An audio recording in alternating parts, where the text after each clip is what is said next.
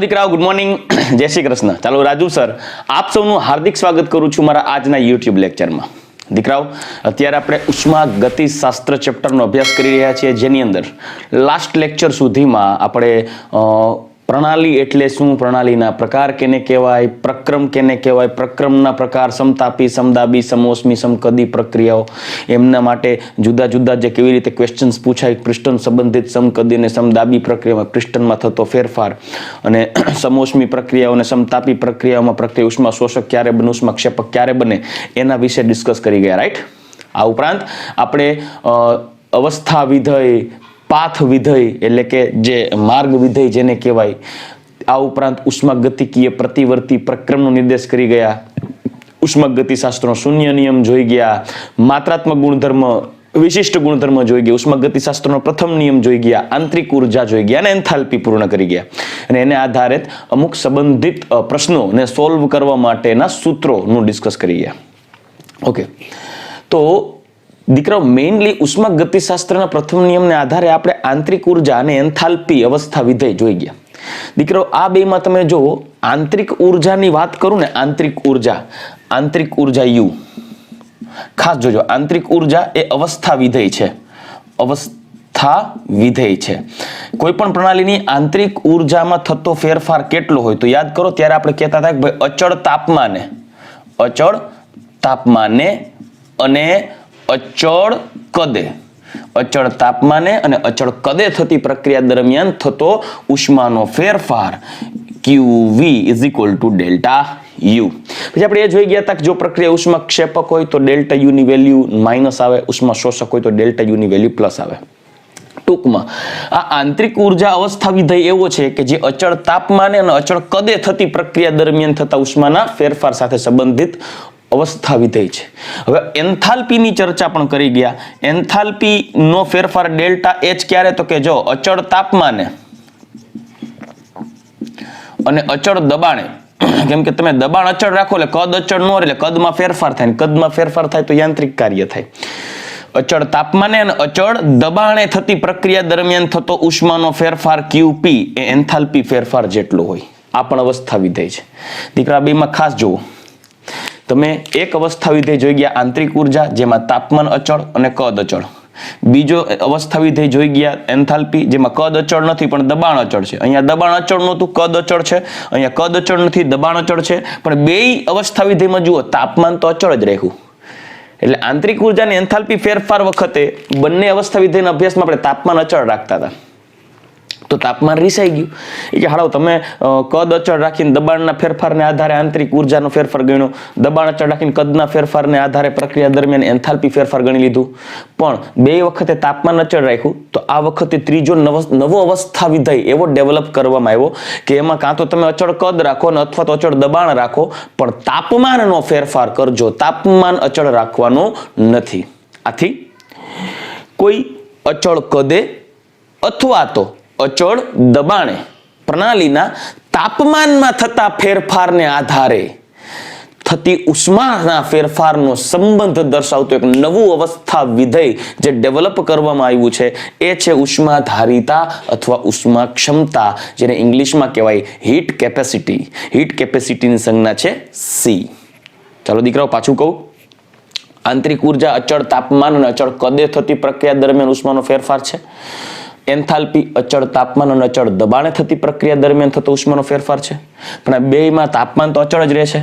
તો ત્રીજી એક એવી અવસ્થા વિધેય આપણે લાવ્યા કે જેમાં કાં તો અચળ કદ રાખો, કાં તો અચળ દબાણ રાખો, પણ અચળ દબાણે અને અચળ કદે, કાં તો અચળ દબાણે કાં તો અચળ કદે થતી પ્રક્રિયામાં તાપમાનના ફેરફાર, જો તાપમાન અચળ નથી રાખવાનું, તાપમાનના ફેરફાર સાથે ઉષ્માના ફેરફાર સાથે સંબંધ દર્શાવતો એક નવો અવસ્થા વિધેય, જેને આપણે કહીશું હીટ કેપેસિટી અથવા ઉષ્મા ક્ષમતા. તો ચાલો દીકરાઓ, ડેફિનેશન શું છે પછીની મેટર છે. પહેલા અચળ કદે અને અચળ તાપ દબાણે, અચળ કદે અને અચળ દબાણે, કોઈ પણ અથવા લખી શકું, અને બદલે અથવા, અચળ કદે અથવા અચળ દબાણે તાપમાનના ફેરફાર સાથે ઉષ્માના ફેરફાર દર્શાવતું અવસ્થા વિધેય છે આ ઉષ્મા ક્ષમતા. તો મુદ્દો એ છે કે ઉષ્મા ક્ષમતા એકચ્યુઅલમાં છે શું? ઉષ્મા ક્ષમતા એકચ્યુઅલમાં છે શું? ચાલો સમજાવું, બહુ સિમ્પલ રીતે સમજાવું. ઉષ્મા ક્ષમતાની સંજ્ઞા છે C. દાખલા તરીકે મારી પાસે કોઈ એક પ્રણાલી છે, આ પ્રણાલી છે, એ પ્રણાલી છે એ. ધારી લો કે એનું શરૂઆતનું તાપમાન T1 છે 25 ડિગ્રી સેલ્સિયસ. હવે મારે આ પ્રણાલીને ગરમ કરી અને એનું તાપમાન વધારવું છે. પ્રણાલી એ જ છે. આ પ્રારંભિક અવસ્થા અને અંતિમ અવસ્થા, અને ત્યારે એનું તાપમાન વધારી અને T2 ટેમ્પરેચર T2 કરવું છે 26 ડિગ્રી સેલ્સિયસ. કેટલું કરવું છે? 26 ડિગ્રી સેલ્સિયસ. મતલબ કેટલું તાપમાન વધારો છો? તો કે 1 ડિગ્રી સેલ્સિયસનો વધારો. તો આ પ્રક્રિયામાં તમારે પ્રણાલી એમાં કંઈક ઉષ્મા ઉમેરવી પડે કે નહીં? હીટ એપ્લાય કરવી પડશે ને, ઉમેરવી પડશે ને, કેમ કે પ્રણાલીનું શરૂઆતનું તાપમાન કેટલું છે? 25 ડિગ્રી સેલ્સિયસ. તમારે 1 ડિગ્રી સેલ્સિયસનો વધારો કરવો છે અને કરવું છે 26 ડિગ્રી સેલ્સિયસ. જો તમારે આનો ટેમ્પરેચર વધારવું હોય તો આની ઉષ્માનું સ્તર વધારવું પડશે. આની ઉષ્માનું સ્તર વધારવા માટે બહારથી આપણે થોડીક ઉષ્મા નાખી દઈએ. બહારથી ઉષ્મા નાખીએ એટલે આનું ઉષ્માનું સ્તર વધે. બહારથી આનું ઉષ્માનું સ્તર વધશે એટલે એનું ટેમ્પરેચર વધીને 26 થઈ ગયું માનો. તો આ 1 ડિગ્રી સેલ્સિયસ ટેમ્પરેચર વધારવા માટે બહારથી જે હીટ એપ્લાય કરવી પડે એને કહેવાય ઉષ્મા ક્ષમતા. શું કહેવાય? ઉષ્મા ક્ષમતા. તો વ્યાખ્યા શું થાય? કોઈ પણ પ્રણાલી, એવું જરૂરી નથી કે એનું શરૂઆતનું ટેમ્પરેચર 25 ડિગ્રી સેલ્સિયસ હોય. શરૂઆતનું કોઈ પણ ટેમ્પરેચર હોય, 25 ને બદલે 35, 40, 45, 50, કોઈ પણ એનીવન.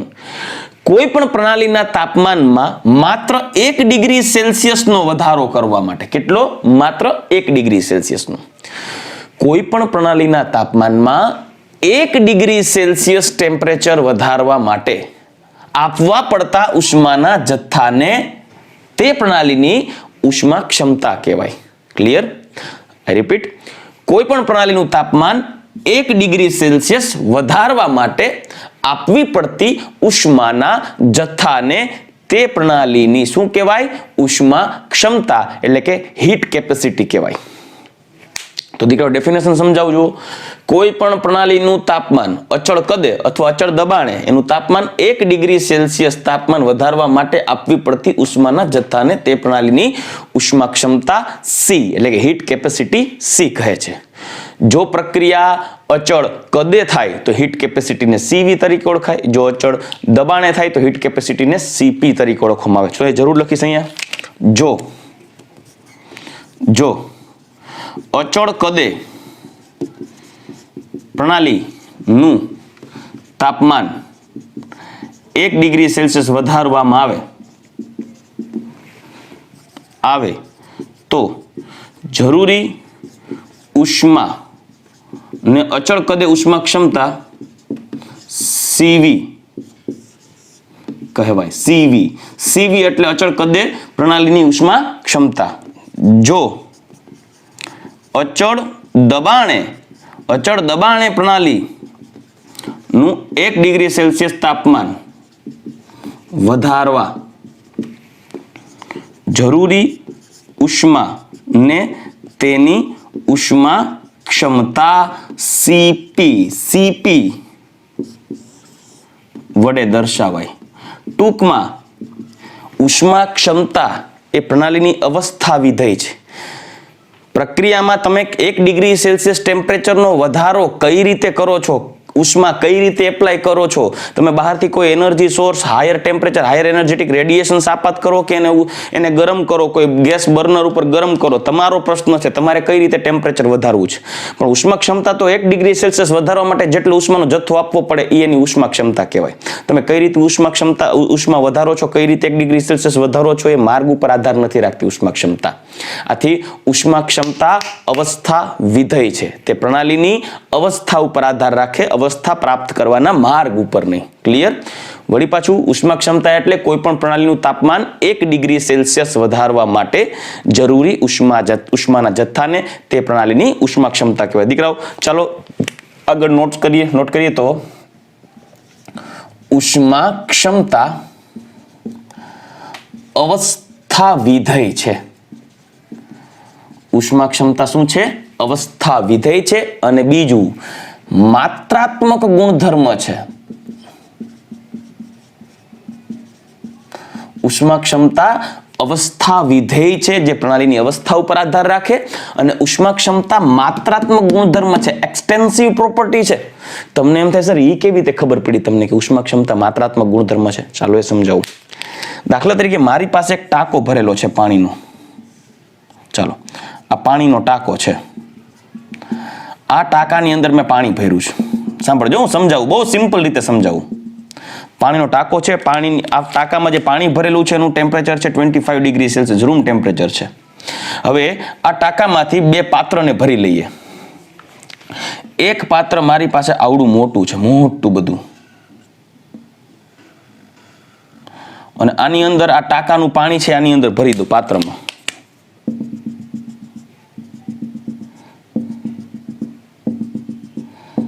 માની લો કે આ 20 લીટર પાણી છે. કેટલા લીટર પાણી છે? માની લઈએ 20 લીટર પાણી છે.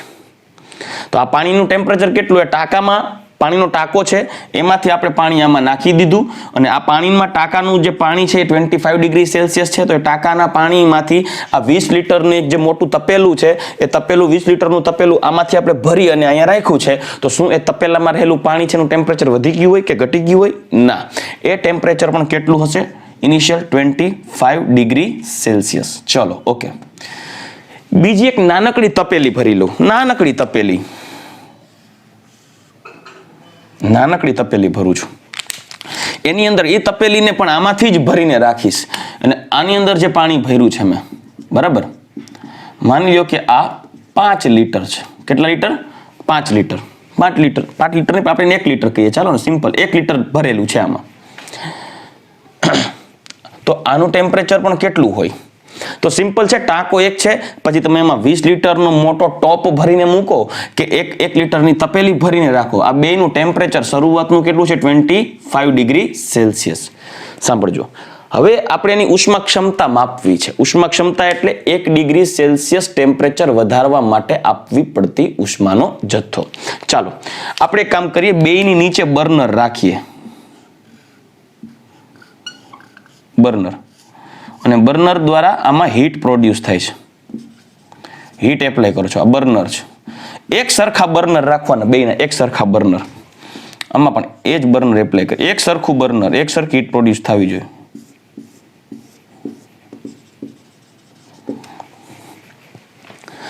બર્નરમાં આપણે કોઈ ફ્યુઅલ ભરેલું હશે, લાઈક તમે કેરોસીન ભરેલું છે કે પેટ્રોલ કે સ્પિરિટ કોઈ પણ ભરેલું છે.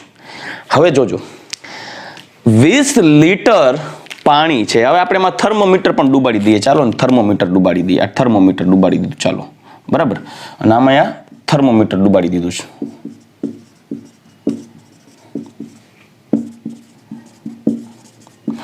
આપણે એ જાણવું છે કે ઉષ્મા ક્ષમતા માત્રાત્મક ગુણધર્મ કઈ રીતે છે.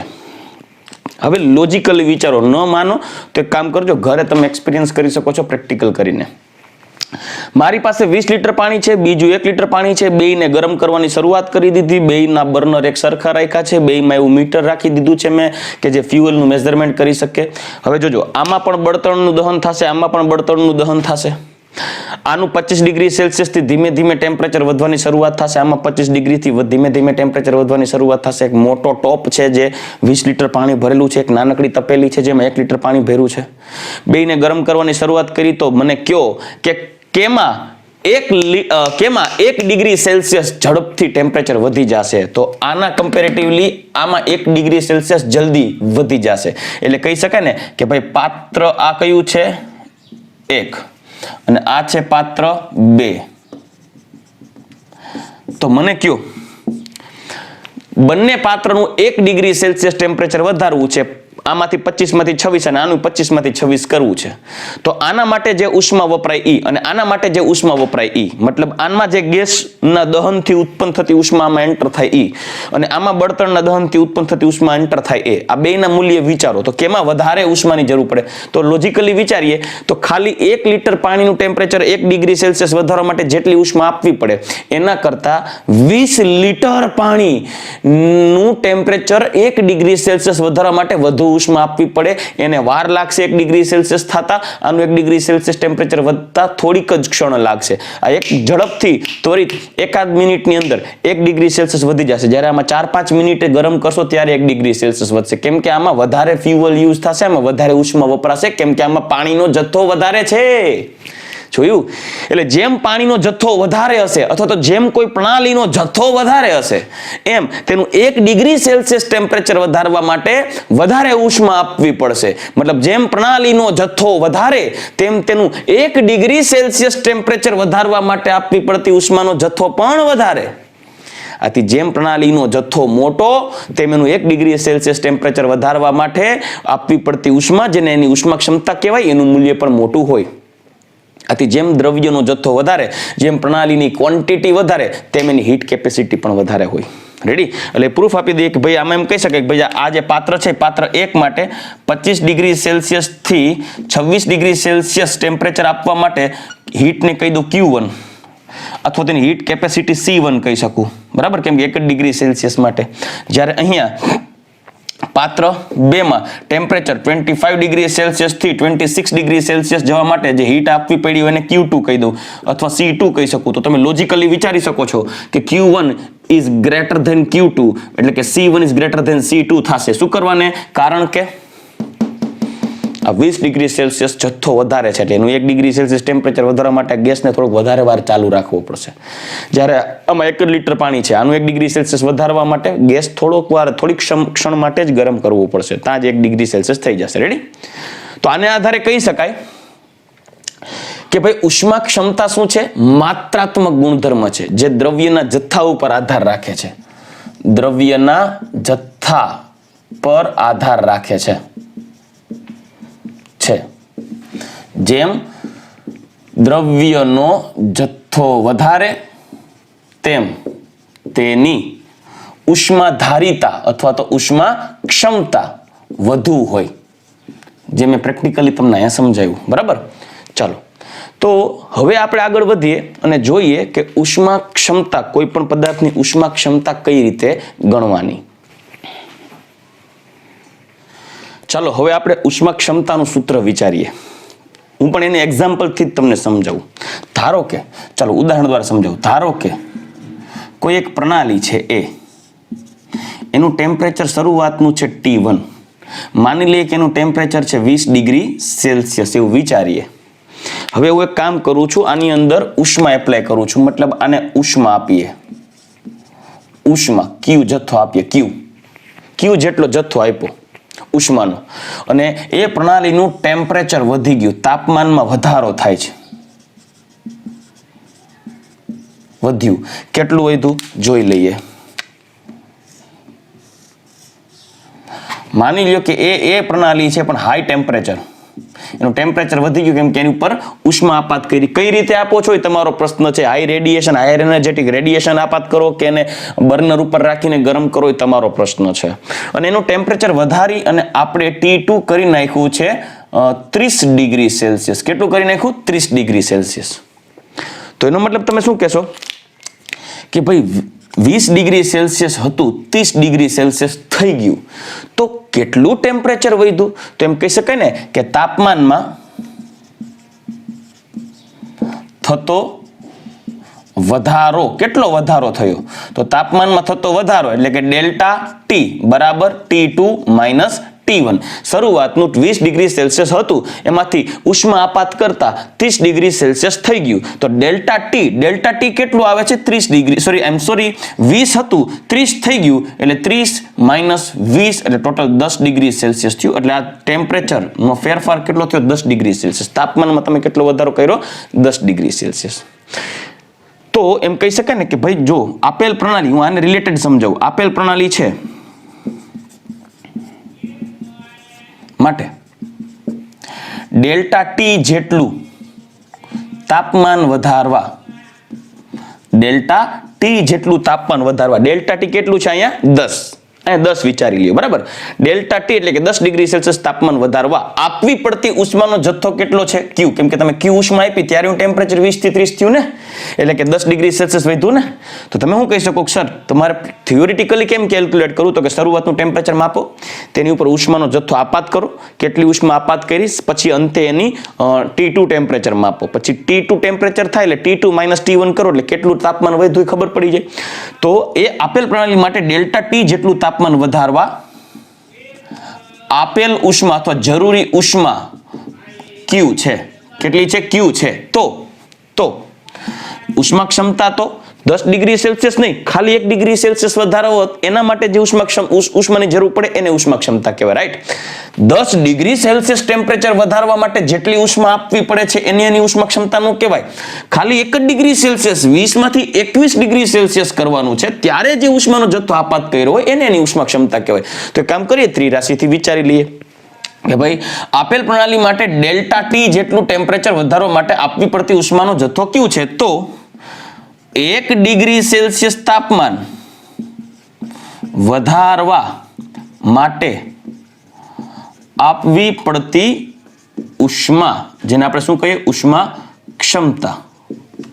ઉષ્મા ક્ષમતા સી કેટલી હોય? તો તમે શું કહી શકો? સી બરાબર 1 ડિગ્રી સેલ્સિયસ ગુણ્યા ક્યુ ના છેદમાં ડેલ્ટા ટી. માટે સી બરાબર, સાંભળજો, 1 એટલે ક્યુ ઇન્ટુ 1 એટલે ક્યુ જ થાય, ક્યુ અપોન ડેલ્ટા ટી.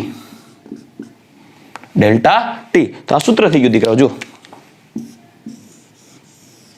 ઉષ્મા ક્ષમતા સી બરાબર ઉષ્મા ક્ષમતા તો ઉષ્મા ધારિતા સી બરાબર ક્યુ અપોન ડેલ્ટા ટી. મતલબ સમગ્ર પ્રક્રિયા દરમિયાન થતો ઉષ્માનો ફેરફાર ના છેદમાં ડેલ્ટા ટી, સમગ્ર પ્રક્રિયા દરમિયાન થતો તાપમાનનો કુલ ફેરફાર. ત્રિરાશિથી જ સેટ થઈ ગયું. જુઓ કે ભાઈ 10 ડિગ્રી સેલ્સિયસ ટેમ્પરેચર વધારવા માટે માની લો કે હું અહીંયા 100 જૂલ ઉષ્મા આપી માની લઈએ, તો 10 ડિગ્રી સેલ્સિયસ ટેમ્પરેચર વધારવા માટે 100 જૂલ ઉષ્માની જરૂર પડી. તો 1 ડિગ્રી સેલ્સિયસ ટેમ્પરેચર વધારવા માટે કેટલી? જોયું, 10 ડિગ્રી સેલ્સિયસ ટેમ્પરેચર વધારવા માટે 100 જૂલ ધારેલી ઉષ્માની જરૂર પડે. તો 1 ડિગ્રી સેલ્સિયસ વધારવા માટે કેટલી? તો શું કરશો? 100 ના છેદમાં 10 એટલે ટોટલ આવશે જવાબ 10. તો 10 જૂલ છે એની ઉષ્મા ક્ષમતા થઈ. આ તમને આંકડાકીય રીતે સમજાવ્યું, થિયોરિટિકલી સમજાવી દીધું. Q is equal to Q, C is equal to Q upon delta T. માટે ઉષ્મા ક્ષમતા જો અચળ કદે હોય, અચળ કદે, તો અચળ કદે હોય તો CV બરાબર QV ના છેદમાં ડેલ્ટા ટી કહેવાય. મતલબ અચળ કદે થતી ઉષ્માના ફેરફાર. અચળ કદે કોઈ પ્રક્રિયા થતી હોય ત્યારે એનું ટેમ્પરેચર T1 થી લઈને T2 થાય, તો તે પ્રક્રિયા તાપમાનના ફેરફાર થાય તે દરમિયાન થતો ઉષ્માનો ફેરફાર અચળ કદે હોય તો QV જ કહેવાય, બરાબર. તો માટે CV બરાબર QV ના છેદમાં ડેલ્ટા ટી લઈ શકાય. માટે આ સૂત્રને હજી આગળ વધારીએ તો CV ડેલ્ટા QV બરાબર CV ડેલ્ટા ટી થઈ ગયું. QV બરાબર આને સૂત્રનો કરતા બનાવો, ડેલ્ટા ટી ગુણી નાખો તો QV બરાબર CV ડેલ્ટા ટી. પણ ઉષ્માગતિશાસ્ત્રના પ્રથમ નિયમ અનુસાર જુઓ તો QV બરાબર, પરંતુ QV બરાબર ડેલ્ટા U અચળ કદે થતો ઉષ્માનો ફેરફાર. તો એક નવું સૂત્ર મળી ગયું, અચળ કદે થતો ઉષ્માનો ફેરફાર delta U is equal to CV delta T. CV delta T. અને આધારે કે ભાઈ જો 1 મોલ પ્રણાલી માટે અચળ કદે ઉષ્મા ક્ષમતા QV બરાબર CV ડેલ્ટા ટી. માટે delta U is equal to CV delta T થયું. પણ જો n મોલ હોય તો, n મોલ પ્રણાલી હોય તો n મોલ પ્રણાલી માટે એટલે 2 મોલ 3 મોલ 4 મોલ પદાર્થ હોય, ઉષ્માનો જથ્થો ગમે એટલો આવે તો એના માટે ઉષ્માનો ક્ષમતા કેટલી થાય? તો એના માટે શું થશે? Delta U is equal to NCV delta T. NCV delta T 1 મોલની CV delta T એટલે ઉષ્મા ક્ષમતા આટલી થઈ. એટલે કે 1 મોલ માટે ઉષ્મા ક્ષમતા અને ડેલ્ટા ટી નો સંબંધ છે એ પ્રક્રિયા દરમિયાન તમને કોઈ આવા દાખલા પૂછે કે ફલાણી કોઈ પ્રણાલી છે એ ફલાણી પ્રણાલીનું 1 ડિગ્રી સેલ્સિયસ ટેમ્પરેચર વધારવા માટે આટલી ઉષ્માની જરૂર પડે તો એ એની ઉષ્મા ક્ષમતા થઈ. અચળ કદે પ્રક્રિયા દરમિયાન તાપમાન આટલો થાય છે તો આંતરિક ઉર્જાનો ફેરફાર કેટલો તો કે delta you CV into delta T બરાબર ડેલ્ટા યુ. તો એવા n મોલ મતલબ કે 5 મોલ પ્રણાલી માટે કહેવામાં આવે કે દાખલા તરીકે મારે એમ એવું પૂછવું છે કે ભાઈ મારી પાસે કોઈ એક વાયુમય પ્રણાલીના 5 મોલ છે, તેના 1 મોલ દીઠ ઉષ્મા ક્ષમતા 5 કિલો જૂલ પ્રતિ મોલ છે. જો પ્રક્રિયા દરમિયાન 40 ડિગ્રી સેલ્સિયસ ટેમ્પરેચરનો ફેરફાર થાય અથવા 40 કેલ્વિનનો ફેરફાર થાય તો પ્રક્રિયા દરમિયાન થતો કુલ ઉષ્માનો ફેરફાર કેટલો? તો અચળ કદે પ્રક્રિયા થતી હોય માની લ્યો 1 મોલ માટે ઉષ્મા ક્ષમતા આપી છે સીવી, તો 5 મોલ હોય તો 5 ગુણ્યા સીવી. 1 મોલ માટે સીવી તો 5 મોલ માટે 5 સીવી થાય તો 5 ગુણ્યા સીવી ગુણ્યા તાપમાનનો ફેરફાર, કુલ પ્રક્રિયાનો ગુણાકાર કરશો એટલે કુલ ઉષ્માનો ફેરફાર ડેલ્ટા યુ થઈ જશે. આને આધારે આપણે તારવી લીધું. આ દાખલા માટે ઇમ્પોર્ટન્ટ છે દીકરો, ખાસ ધ્યાન રાખજો. Delta you is equal to NCV delta T. ચાલો, આ આપણે જોઈ ગયા અચળ કદે ઉષ્મા ક્ષમતાનું સૂત્ર. હવે આપણે જોઈએ અચળ દબાણે ઉષ્મા ક્ષમતાનું સૂત્ર. ચાલો દીકરા, હવે આપણે અચળ દબાણે થતી પ્રક્રિયા માટે ઉષ્મા ક્ષમતા અને કુલ ઉષ્માનો ફેરફાર વિશે આગળ ચર્ચા કરીએ. ધારીએ કે કોઈ પ્રક્રિયા અચળ દબાણે થાય છે તો તેના તાપમાનના ફેરફાર સાથે કુલ ઉષ્માનો ફેરફાર કેટલો થાય એ ઉષ્મા ક્ષમતાના મૂલ્યને આધારે જાણી શકાય. દાખલા તરીકે અચળ દબાણે થતી પ્રક્રિયા માટે ઉષ્મા ક્ષમતા એટલે કે ઉષ્મા ધારિતાને હું સીપી કહું તો આપણે આગળ સૂત્ર જોઈ ગયા પ્રમાણે સીપી બરાબર QP ના છેદમાં ડેલ્ટા ટી.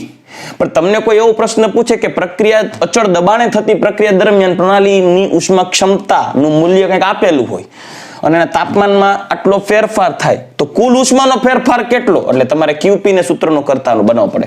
તો માટે QP બરાબર CP ડેલ્ટા ટી. ચાલો, સૂત્ર થઈ ગયું. પરંતુ અચળ દબાણે થતી ઉષ્માનો ફેરફાર QP બરાબર તો ડેલ્ટા H હોય. આપણે ઉષ્મા ગતિશાસ્ત્રના પ્રથમ નિયમમાં જોઈ ગયા. તો પ્રક્રિયા દરમિયાન જો અચળ દબાણે થતી પ્રક્રિયા હોય તેના માટે ઉષ્માનો ફેરફાર ઉષ્મા ધારિતાને આધારે પણ જાણી શકાય. ડેલ્ટા H બરાબર CP ડેલ્ટા ટી. જો n મોલ પ્રણાલી હોય માટે થતો કુલ ઉષ્માનો ફેરફાર અચળ દબાણે કુલ ઉષ્માનો ફેરફાર ગણવો હોય તો ડેલ્ટા H બરાબર NCP ડેલ્ટા ટી લઈ શકાય. ચાલો, રેડી. બીજું, આ તો આપણે ઉષ્મા ક્ષમતા વિશે વાત કરી ગયા. હવે ઉષ્મા ક્ષમતાને મુખ્યત્વે 2 ભાગમાં વર્ગીકૃત કરાય. એક વિશિષ્ટ ઉષ્મા ક્ષમતા, એક મોલર ઉષ્મા ક્ષમતા. તો ચાલો આગળ વધીએ. હવે વિશિષ્ટ ઉષ્મા ક્ષમતા કેને કહેવાય? બહુ સિમ્પલ છે, સમજાવું તમને. વિશિષ્ટ ઉષ્મા ક્ષમતા ઇંગ્લિશમાં કહેવાય તો specific heat capacity. Specific heat capacity, વિશિષ્ટ ઉષ્મા ક્ષમતા. દીકરાઓ યાદ રાખજો, ઉષ્મા ક્ષમતાનો એકમ શું થાય? સાંભળજો ખાસ. ઉષ્મા ક્ષમતાનો એકમ અહીંયા લખું છું. ઉષ્મા ક્ષમતાનો એકમ એટલે હીટ કેપેસિટીનો એકમ જોઈએ તો જો CP બરાબર અથવા તો સિમ્પલ C બરાબર Q અપોન ડેલ્ટા ટી. હવે Q એટલે ઉષ્માનો એકમ થાય જૂલ પ્રતિ ટેમ્પરેચર. ડેલ્ટા ટી નો SI એકમ છે કેલ્વિન, એટલે કે લઈ શકાય જૂલ કેલ્વિન ઇનવર્સ અથવા તો kilo joule kelvin inverse. Ready? અથવા તો કેલરી, જો તમે ઉષ્માનો ફેરફાર કેલરીમાં લ્યો તો કેલરી કેલ્વિન ઇનવર્સ કાંઈ પણ લઈ શકો. આ થઈ ગયો ઉષ્મા ક્ષમતાનો એકમ. હવે વિશિષ્ટ ઉષ્મા ક્ષમતા એટલે શું? તમને કોઈ એવો પ્રશ્ન પૂછે કે મારી પાસે 5 ગ્રામ પદાર્થ છે. કેટલા ગ્રામ? સાંભળજો, એક્ઝામ્પલ દ્વારા જ સમજાવું, પછી અહીંયા ડેફિનેશન લખશું. ચાલો અહીંયા સમજાવું. 5 ગ્રામ પદાર્થ નું 1 ડિગ્રી સેલ્સિયસ તાપમાન વધારવા 50 જૂલ ઉષ્માની જરૂર પડે છે. હું આ પ્રશ્ન દ્વારા સમજાવું. જરૂર પડે છે તો 1 ગ્રામ પદાર્થ નું 1 ડિગ્રી સેલ્સિયસ તાપમાન વધારવા કેટલી ઉષ્મા જોશે? તો તમે શું કહેશો? સર, 5 ગ્રામ પદાર્થ માટે જરૂરી 1 ડિગ્રી સેલ્સિયસ તાપમાન વધારવા માટે 50 જૂલ ઉષ્માની જરૂર પડી. સાંભળજો, 5 ગ્રામ પદાર્થનું 1 ડિગ્રી સેલ્સિયસ ટેમ્પરેચર વધારવા માટે 50 જૂલ ઉષ્માની જરૂર પડી. તો સાહેબ કે 5 ગ્રામ કુલ પદાર્થની ઉષ્મા ક્ષમતા 1 ડિગ્રી સેલ્સિયસ, 5 ગ્રામ આખો જથ્થો ભેગો હોય એ આખા 5 ગ્રામ જથ્થાનું આખું ટેમ્પરેચર 1 ડિગ્રી સેલ્સિયસ વધારવા માટે આખા 5 ગ્રામ જથ્થાને 50 જૂલની જરૂર પડે. પણ ખાલી 1 ગ્રામ પદાર્થ માટે કેટલી? તો કે 1 ગ્રામ પદાર્થ માટે તો શું કહી શકું? ગણતરી આમ થાય, 5 ગ્રામ પદાર્થ માટે 1 ડિગ્રી સેલ્સિયસ તાપમાન વધારવા કેટલી ઉષ્માની જરૂર પડી? 50 જૂલ ઉષ્માની જરૂર પડી. તો 1 ડિગ્રી સેલ્સિયસ સોરી 1 ગ્રામ પદાર્થનું 1 ડિગ્રી સેલ્સિયસ તાપમાન વધારવા કેટલી ઉષ્માની જરૂર પડી? તો તમે શું કહેશો? 50 ગુણ્યા 1 ગ્રામ, ઠીક છે, ના છેદમાં 5. ચાલો, થઈ ગયું. કેટલી ઉષ્માની જરૂર પડે? 50 ના છેદમાં 5. ઓકે, ઠીક છે. તો 50 ના છેદમાં 5 આમ લઈ લીધું. પણ હવે તમને એમ કહેવામાં આવે કે આ જે 50 ગ્રામ છે ને એ છે હીટ કેપેસિટી ફોર 5 ગ્રામ. તો 1 ગ્રામ માટે હીટ કેપેસિટી કેટલી? તો ખરેખર 1 ગ્રામ માટે 50 ના છેદમાં 5 આવી. પણ આ ક્વેશ્ચનમાં થોડુંક ટ્વિસ્ટ કરીએ.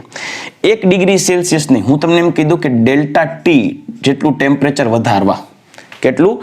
ડેલ્ટા ટી જેટલું ટેમ્પરેચર વધારવા 50 જૂલ ઉષ્માની જરૂર પડી. તો 1 ગ્રામ પદાર્થનું 1 ડિગ્રી સેલ્સિયસ ટેમ્પરેચર વધારવા કેટલી જરૂર પડશે? તો હવે સમજાશે. જુઓ, તમે શું કહેશો કે પહેલા તો 5 ગ્રામ પદાર્થનું ડેલ્ટા ટી જેટલું ટેમ્પરેચર વધારવા માટે 50 જૂલ ઉષ્માની જરૂર પડી. તો 1 ગ્રામનું 1 ડિગ્રી સેલ્સિયસ ટેમ્પરેચર વધારવું છે એને સાઈડમાં રાખો. પણ 1 ગ્રામ પદાર્થનું ડેલ્ટા ટી જેટલું ટેમ્પરેચર વધારવા માટે કેટલી ઉષ્માની જરૂર પડશે? તમે શું કહેશો? 50 ના છેદમાં 5. 50 ના છેદમાં 5 એટલે કેટલું એવું? 50 ના છેદમાં 5 જે હોય તે. 50 ના છેદમાં 5, 10 આપણે નથી રાખવું, 50 ના છેદમાં 5 રાખીએ. બરાબર, આટલી ઉષ્માની જરૂર પડીએ જૂલમાં. આ શું છે? 1 ગ્રામ પદાર્થનું ડેલ્ટા ટી ટેમ્પરેચર વધારવા માટે આપવી પડતી ઉષ્મા. તો હવે તમે શું કહેશો? જો હવે 1 ગ્રામ પદાર્થ માટે તો મળ્યું. તો આ 5 શું છે? આ 5 શું છે? તો કે ભાઈ આ 5 છે એ દ્રવ્યનું વજન છે. દ્રવ્યનું વજન અથવા તો દળ. 50 શું છે? કુલ ઉષ્માનો જથ્થો Q.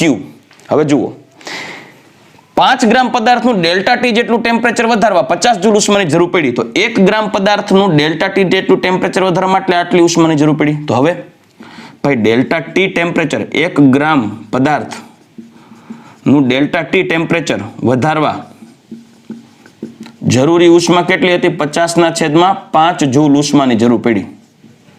તો એ જ 1 ગ્રામ પદાર્થનું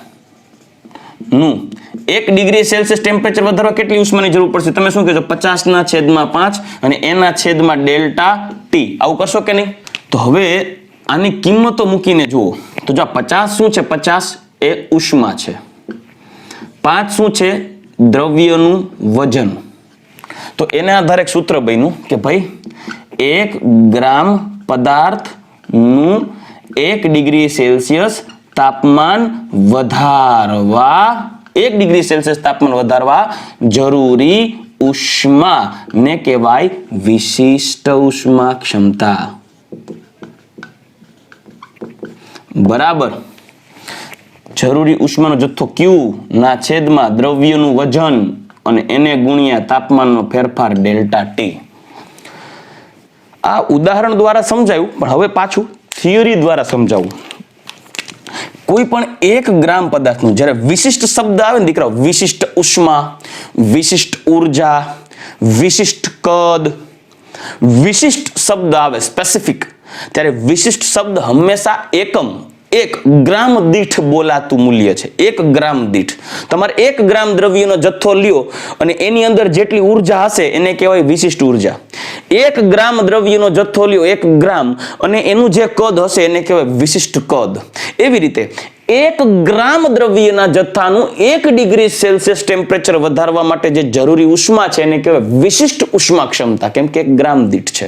તો હવે તમે શું કહી શકો વ્યાખ્યામાં કે 1 ગ્રામ પ્રણાલી અથવા 1 ગ્રામ દ્રવ્ય 1 ગ્રામ પ્રણાલીનું તાપમાન 1 ડિગ્રી સેલ્સિયસ વધારવા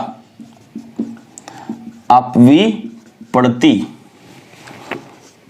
ઉષ્માના જથ્થા. સિમ્પલ. 1 ગ્રામ તમારે પ્રણાલી સ્પેસિફિક લઈ લેવાનું. 1 ગ્રામ પ્રણાલી લ્યો અને હવે એનું 1 ડિગ્રી સેલ્સિયસ ટેમ્પરેચર વધારવા માટે જે ઉષ્મા આપવી પડશે એ ઉષ્માને તે પ્રણાલીની વિશિષ્ટ ઉષ્મા ક્ષમતા કહેવાય, કેમ કે તે 1 ગ્રામ દીઠ કેટલો જથ્થો જરૂરી છે એ બતાવે છે. રાઈટ.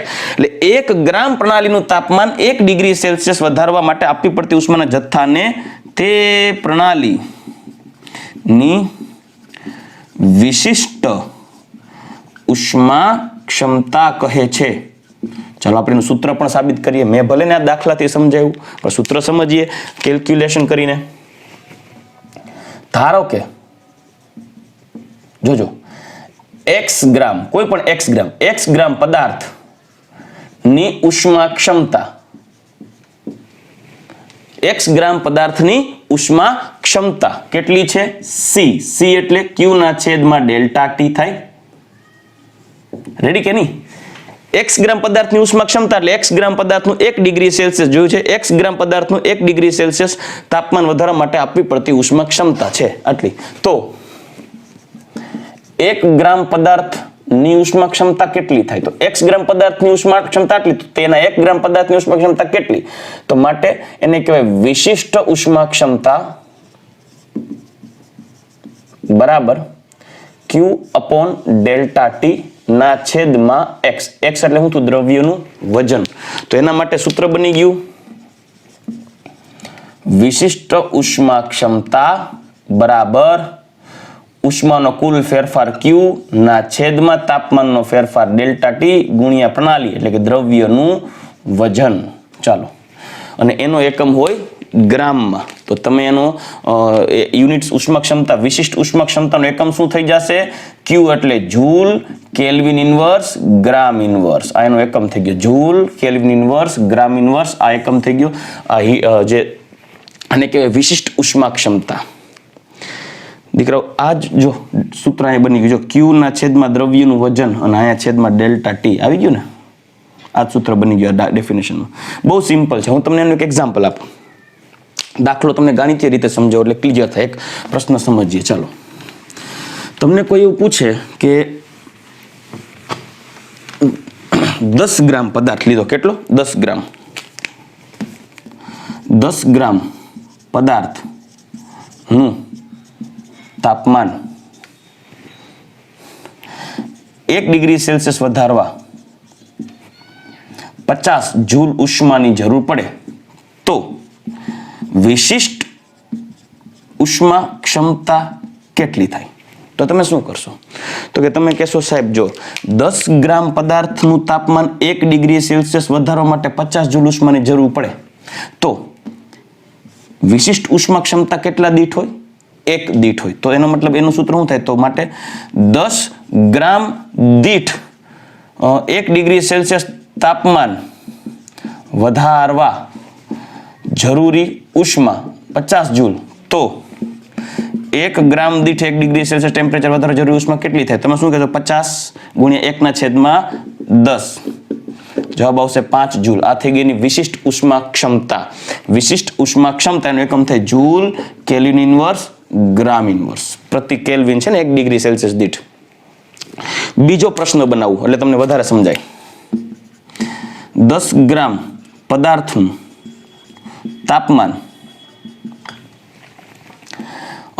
20 ડિગ્રી સેલ્સિયસ વધારવા એટલે ડેલ્ટા ટી થઈ ગયું ને, વધારવા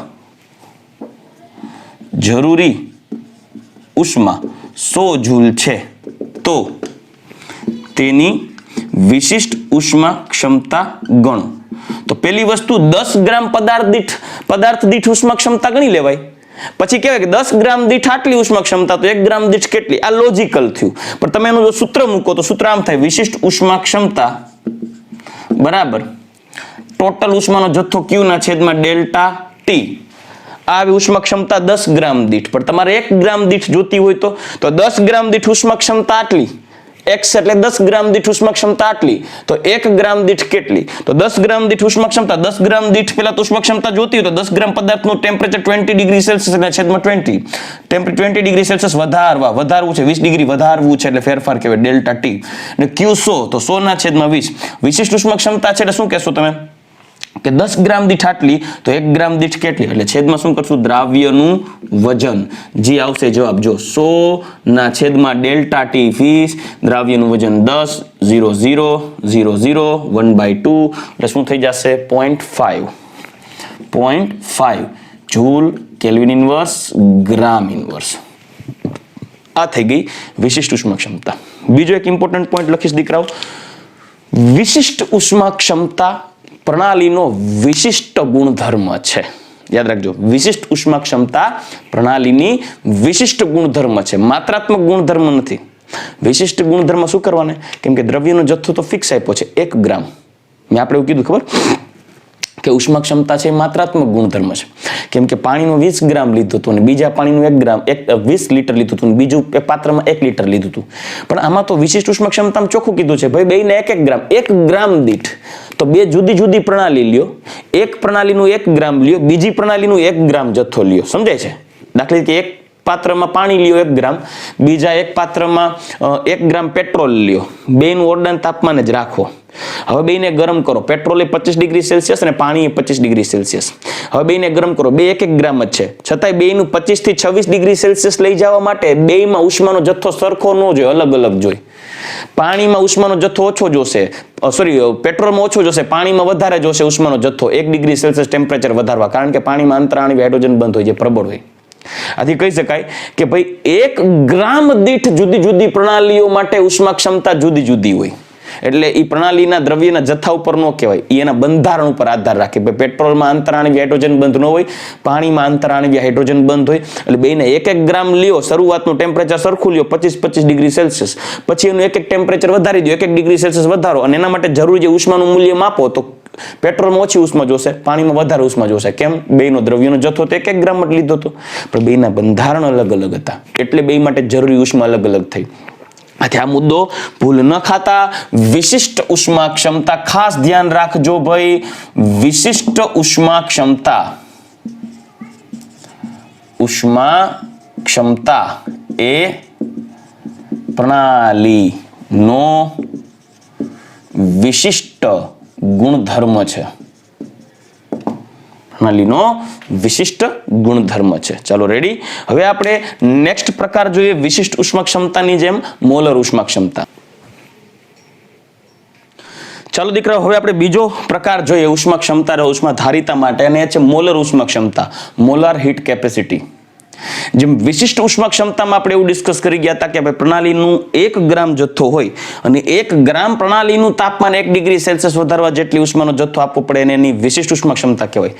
મોલર ઉષ્મા ક્ષમતામાં શબ્દ ઉપરથી જ પકડાઈ જાય છે, મોલર એટલે મોલ. 1 મોલ પ્રણાલીનું તાપમાન 1 ડિગ્રી સેલ્સિયસ વધારવા માટે જેટલી ઉષ્માનો જથ્થો આપવો પડે એને એની મોલર ઉષ્મા ક્ષમતા કહેવાય. 1 ગ્રામ પદાર્થનું તાપમાન 1 ડિગ્રી સેલ્સિયસ વધારવા જેટલી ઉષ્મા આપવી પડે એને એની વિશિષ્ટ ઉષ્મા ક્ષમતા, અને 1 મોલ પદાર્થનું તાપમાન 1 ડિગ્રી સેલ્સિયસ વધારવા માટે જેટલી ઉષ્માનો જથ્થો આપવો પડે એને એની મોલર ઉષ્મા ક્ષમતા કહેવાય. તો ચાલો દીકરો, મોલર ઉષ્મા ક્ષમતા કેને કહેવાય? તો કે ભાઈ 1 મોલ પ્રણાલીનું તાપમાન 1 ડિગ્રી સેલ્સિયસ વધારવા જરૂરી ઉષ્માનો જથ્થો તેની મોલર ઉષ્મા ક્ષમતા કહે છે.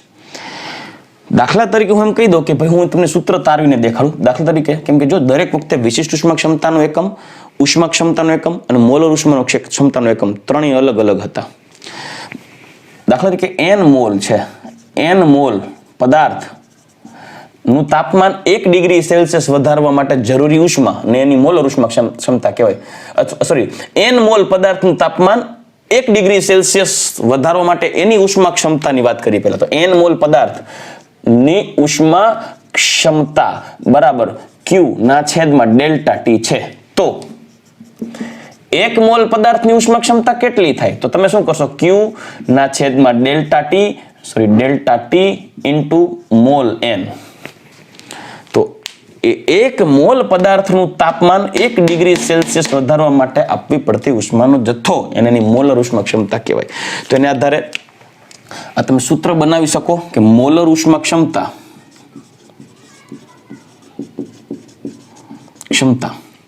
Cm બરાબર Q upon delta T into પ્રણાલીના મોલ.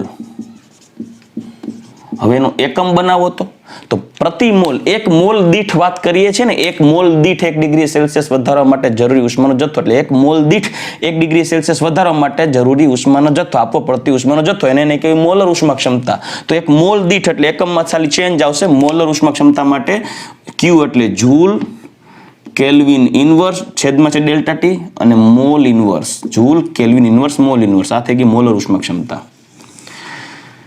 દીકરાઓ, જેમ વિશિષ્ટ ઉષ્મા ક્ષમતા વિશિષ્ટ ગુણધર્મ છે એમ મોલર ઉષ્મા ક્ષમતા પણ વિશિષ્ટ ગુણધર્મ થાય. કેમ કે બે જુદા જુદા પ્રણાલીના એક મોલ લ્યો તો દ્રવ્યનો જથ્થો સરખો જ થયો, મોલ દ્રવ્યનો જથ્થો દર્શાવે.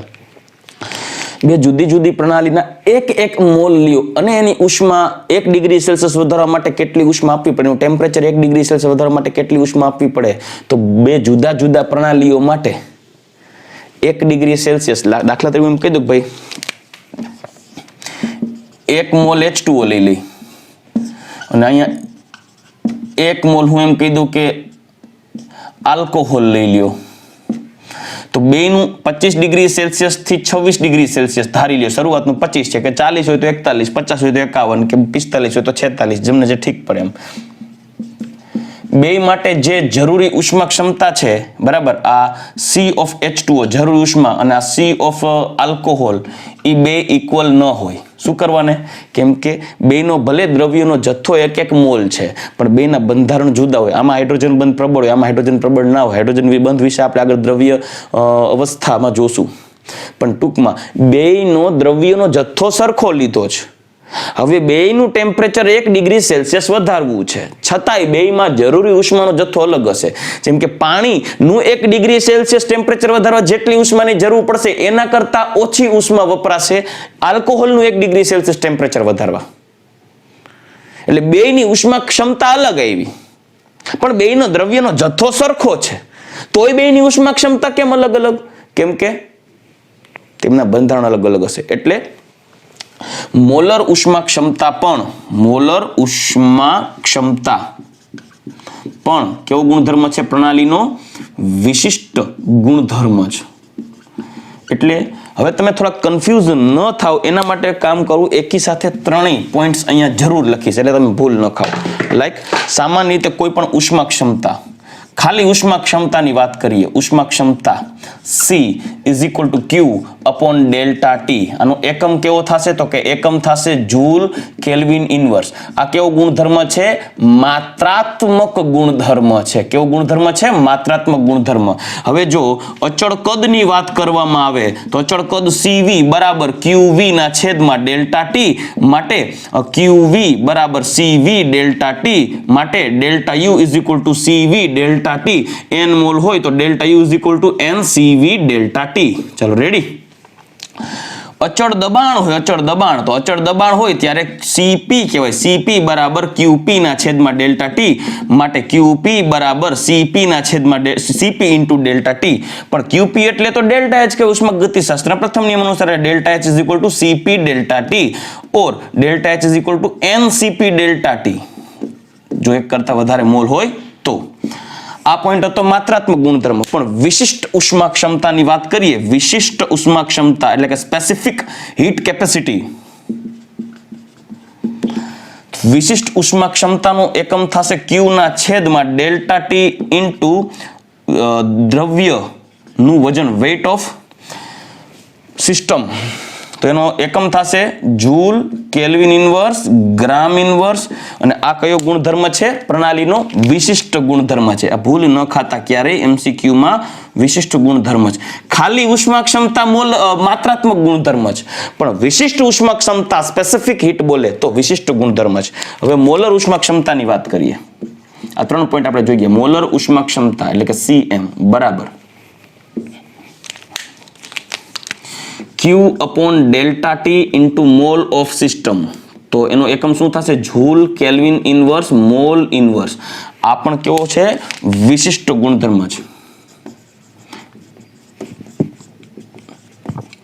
ચાલો હું તમને એક મસ્ત હિન્ટ આપું. પ્રણાલીનું દળ, પ્રણાલીની ઉર્જા, પ્રણાલીની ઉષ્મા ક્ષમતા, સાંભળજો, પ્રણાલીની દળ, પ્રણાલીની ઉર્જા, ઉર્જા કોઈ પણ, આંતરિક ઉર્જા, એન્થાલ્પી કોઈ પણ, પ્રણાલીનું દળ, પ્રણાલીની ઉર્જા, પ્રણાલીની એન્ટ્રોપી, પ્રણાલીનું કદ, આ બધા માત્રાત્મક ગુણધર્મ છે. જોયું? માત્રાત્મક ગુણધર્મ. પણ જો હવે શબ્દ સાંભળજો, વિશિષ્ટ કદ, પ્રણાલીનું વિશિષ્ટ કદ એટલે 1 ગ્રામ દીઠ કદ, પ્રણાલીની વિશિષ્ટ ઉર્જા, પ્રણાલીની વિશિષ્ટ એન્ટ્રોપી, પ્રણાલીની વિશિષ્ટ ઉષ્મા ક્ષમતા. મતલબ કે જો એ માત્રાત્મક ગુણધર્મ હતા, લાઈક ઉષ્મા ક્ષમતા, કદ, ઉર્જા, એન્ટ્રોપી, જે માત્રાત્મક ગુણધર્મ હતા, એ માત્રાત્મક ગુણધર્મની આગળ શબ્દ વાપરો વિશિષ્ટ. વિશિષ્ટ તો એ બધા જ માત્રાત્મક ગુણધર્મ વિશિષ્ટ બની ગયા. એટલે કે વિશિષ્ટ ઉષ્મા, વિશિષ્ટ ઉષ્મા એટલે ઉષ્મા ક્ષમતા, વિશિષ્ટ ઉર્જા, વિશિષ્ટ કદ, વિશિષ્ટ એન્ટ્રોપી, એટલે એક ગ્રામ દીઠ આ બધી વાત કરે છે. એટલે એ બધા થઈ જશે વિશિષ્ટ ગુણધર્મ, જે પ્રણાલીના બંધારણ ઉપર આધાર રાખે. એઝ ઇટ ઇઝ મોલર વાત કરીએ, લાઈક મોલર કદ, મોલર ઉષ્મા એટલે કે ઉષ્મા ક્ષમતા, મોલર ઉર્જા, મોલર એન્ટ્રોપી, એ પણ વિશિષ્ટ ગુણધર્મ છે. મોલર શબ્દ આગળ આવી જાય તો આ કોઈ દી ભૂલ ન ખાતા MCQ માં આવું બહુ પૂછાય. જોજો પાછું બોલું, ઉર્જા, કદ, પછી ઉષ્મા ક્ષમતા, એન્ટ્રોપી, આ બધા માત્રાત્મક ગુણધર્મ. પણ આ માત્રાત્મક ગુણધર્મની આગળ ખાલી વિશિષ્ટ અથવા મોલર શબ્દ લગાડી દે તો એ થઈ જશે વિશિષ્ટ ગુણધર્મ. આ ભૂલ ના ખાતા. રેડી?